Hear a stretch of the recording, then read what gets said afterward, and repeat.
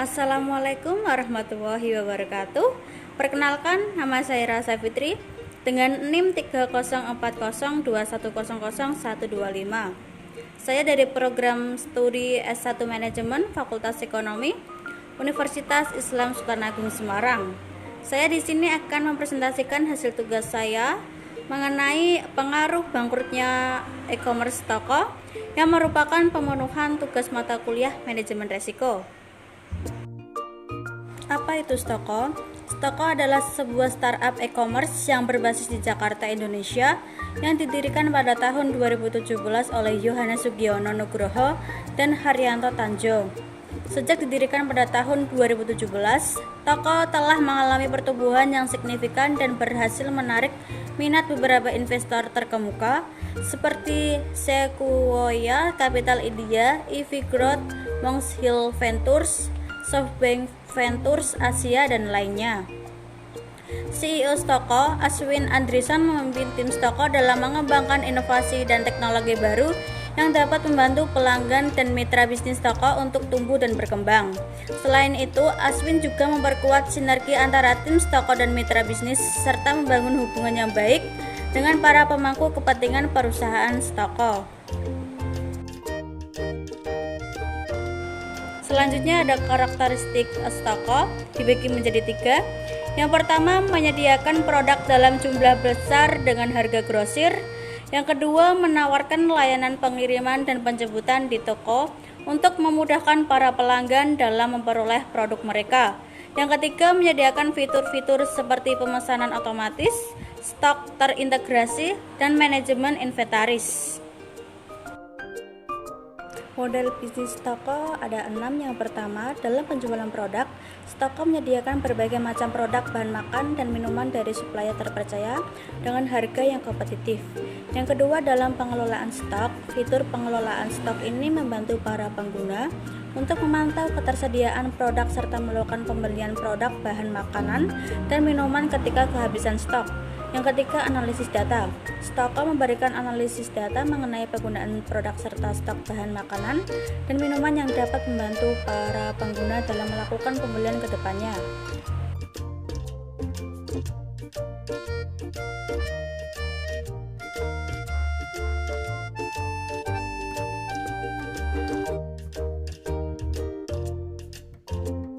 Yang keempat, dalam pengiriman, Stoko menyediakan layanan pengiriman yang cepat dengan jangkauan yang luas di berbagai wilayah di Indonesia. Pengguna dapat memilih opsi pengiriman yang sesuai dengan kebutuhan masing-masing. Yang kedua, dengan adanya program keanggotaan premium terdapat fitur-fitur tambahan serta layanan yang lebih lengkap seperti layanan pengiriman gratis, harga khusus untuk produk tertentu, layanan pengelolaan stok yang lebih canggih. Yang keenam, komisi penjualan makanan dan minuman. Stoko mendapatkan keuntungan dari penjualan makanan dan minuman melalui fitur Stoko Pos yang merupakan fitur point of sale yang terintegrasi dengan sistem Stoko. Alasan kegagalan, Stoko berhenti beroperasi karena pendapatannya turun drastis akibat pandemi virus corona. Tutupnya Stoko menjadi bukti bahwa perusahaan startup mengalami kerugian dengan turunnya pendapatan karena pembatasan sosial berskala besar atau PSBB yang diterapkan pemerintah guna mencegah penyebaran virus corona. Hal ini membuat para startup memaksa mereka untuk memotong gaji dan pekerjaan untuk menangani krisis keuangan. Stoko resmi mengumumkan mereka berhenti beroperasi. Beberapa hari sebelumnya, startup yang dinahkodai CEO founder dan CEO Aswin Andrison ini hanya mengumumkan berhenti beroperasi untuk sementara waktu. Namun pandemi akhirnya memaksa mereka gulung tikar. Ada ancaman Stoko. Stoko adalah platform yang fokus menyediakan kebutuhan bahan pokok bagi tempat makan, khususnya restoran, kafe catering, dan usaha kuliner rumahan. Dari awal, Aswin memang menyatakan Stoko fokus bermain di segmen B2B. Dengan prospek yang dianggap cukup cemerlang, maka tak heran Stoko berhasil meraih pendanaan seri A dari Monks Hill Partners dan Axel Partners India pada akhir Desember 2018. Namun kenyataan berakhir pahit untuk Stoko. Banyaknya restoran, kafe, dan rumah makan yang berhenti beroperasi merenggut pendapatan mereka. Perhimpunan Hotel dan Restoran Indonesia mengatakan bahwa setidaknya ada ribuan restoran yang tutup akibat wabah COVID-19. Pahitnya bisnis B2B e-commerce seperti stok ini juga dirasakan oleh Eden Fram dan Wahyu. Founder dan CEO Eden Fram, David Gunawan, mengatakan ada dua segmen yang umumnya mereka layani, yakni restoran dan warung kelontong. Dari keduanya, David menyebut restoran yang kena imbas lebih besar, terutama yang berlokasi di area perumahan dan perkampungan. Selanjutnya ada siasat bertahan toko. Peter menjelaskan bahwa masalah yang ada sekarang adalah menjaga permintaan terjaga. Kiat menjaga permintaan dari Wahyu sejauh ini adalah membantu warung-warung agar dapat berjualan di platform digital seperti GoFood.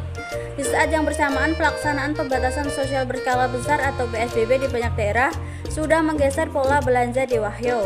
Di lain tempat, Eden Fram yang kliennya sebagian besar adalah toko kelontong punya siasat lain untuk tetap bertahan selama pandemi ini.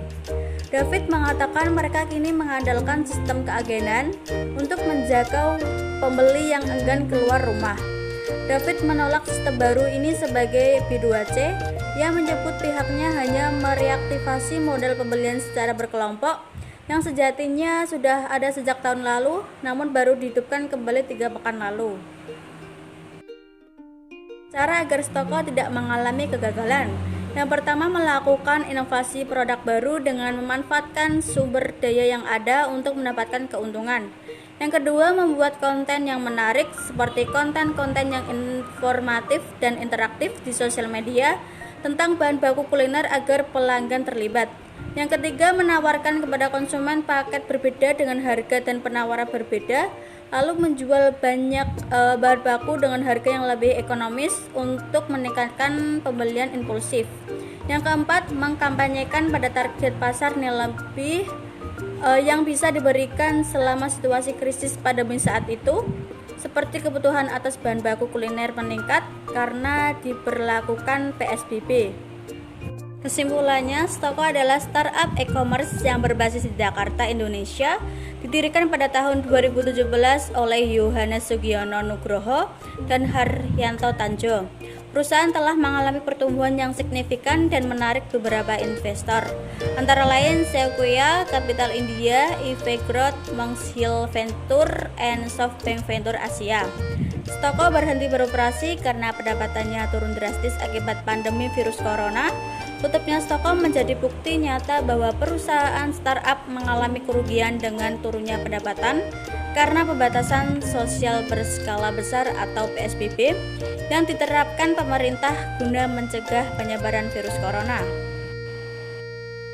Cukup sekian presentasi dari saya, kurang lebihnya saya mohon maaf.